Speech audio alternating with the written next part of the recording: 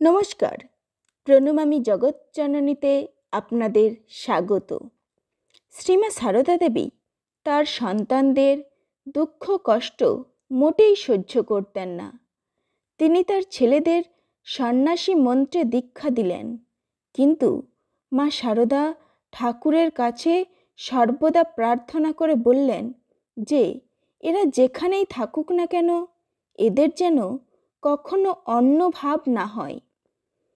স্বামী বিশুদ্ধানন্দজি মাকে গণ্ডি ভাঙা মা বলতেন। কিন্তু কেন? আজ শোনাব সেই কাহিনী। আপনারা শুনছেন প্রণমামী জগৎ জননী থেকে। প্রণমামী জগৎ জননীতে নতুন হয়ে থাকলে এটি সাবস্ক্রাইব করে বেল নোটিফিকেশন অন করে রাখুন, যাতে এ ধরনের ভিডিও সবার আগে পেতে পারেন।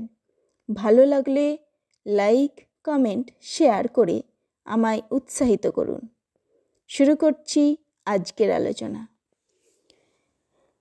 রামকৃষ্ণ সংঘের অষ্টম অধ্যক্ষ স্বামী বিশুদ্ধানন্দের প্রথম মাতৃদর্শনের অভিজ্ঞতাও এই রকম অবাক করা। শৈশবে মা বাবাকে হারিয়েছিলেন তিনি। 1904 খ্রিস্টাব্দে ম্যাক্সমূলারের Ramakrishna his life and sayings বইটি পড়ে তিনি শ্রী রামকৃষ্ণের প্রতি আকৃষ্ট হন। শুরু হয় দক্ষিণেশ্বরে যাতায়াত। একদিন দক্ষিণেশ্বরে বসেই শুনলেন স্বামী শিষ্য সংবাদ। প্রণেতা শরৎচন্দ্র চক্রবর্তী শ্রী রামকৃষ্ণের ভাইপো রামলাল চট্টোপাধ্যায়কে জিজ্ঞাসা করছেন, মা কেমন আছেন? মা, এই ছোট শব্দটি যেন তুফান তুল্য মাতৃহারা তরুণের মনে। তিনি ভাবতে লাগলেন, কে এই মা? কোথায় তিনি? রামলাল দাদার কাছে জিজ্ঞাসা করে সেদিনই তিনি জানলেন, মা শ্রী রামকৃষ্ণের লীলা সঙ্গিনী। এখনও তিনি আছেন জয়রামবাটিতে। জয়রামবাটির প্রথম নির্দেশও তখনই জেনে নিলেন। তারপর কিছু দিনের মধ্যেই রওনা হলেন মাতৃদর্শনে। বর্ধমান হয়ে অনেক কষ্ট করে ক্লান্ত দেহে চলছিলেন জয়রামবাটির দিকে। মনও কিছুটা অবসন্ন ছিল নানা চিন্তায়। মা তাকে কিভাবে গ্রহণ করবেন? ভগবান শ্রী রামকৃষ্ণদেবের লীলা সঙ্গিনী দেবী মান্না মহিয়সী সাধিকার কাছে গিয়ে তিনিই বা কি বলবেন?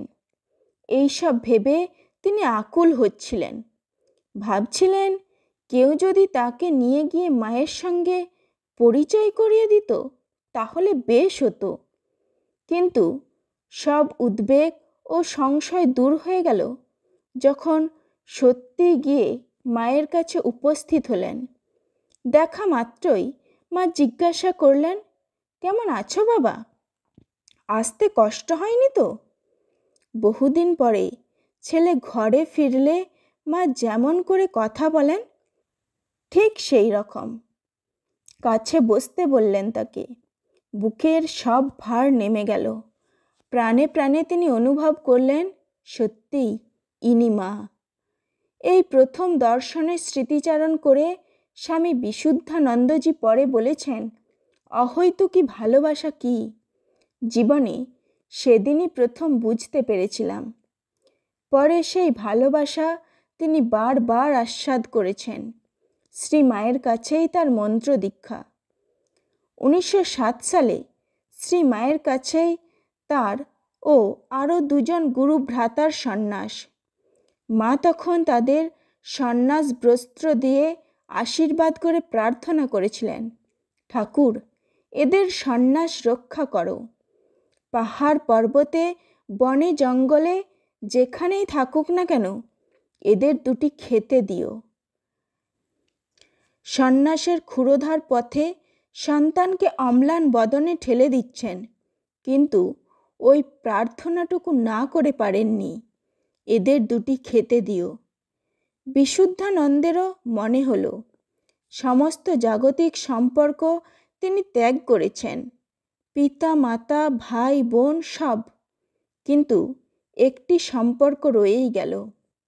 তিনি ওই জন্ম জন্মান্তরের মা, চিরকালের মা, ইহলোক পরলোকের সব কিছুকে ব্যপ্ত করে স্বেচ্ছায় সংসারে বাস করছেন, যিনি সংসারের পরপারে সন্তানকে নিয়ে যাবার জন্য। অন্য আরেকবারের ঘটনা, কাশী থেকে তিনি ও স্বামী অচলানন্দ জয়রামবাটি এসেছেন। কয়েকজন গৃহস্থ ভক্তও আছেন সেখানে। রাত্রে সকলে একসঙ্গে বসে খেয়েছেন। খাওয়া দাওয়ার অনেকক্ষণ পর যখন শোবার জন্য তৈরি হচ্ছেন, মা দুজনকে ডেকে পাঠালেন। গিয়ে দেখেন 2 হাতে 2 গ্লাস দুধ নিয়ে মা দাঁড়িয়ে আছেন। বললেন, খাও। সব ভক্তকে দেবার মতো দুধ ছিল না। মা বললেন, বাবা, ওরা অর্থাৎ গৃহস্থ ভক্তরা তো বাড়িতে কত খেতে পারে, তোমাদের আর কে খাওয়াবে বলো?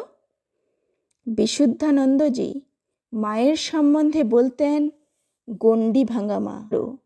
শ্রী মায়ের চরণে প্রণাম জানিয়ে শেষ করছি। ধন্যবাদ।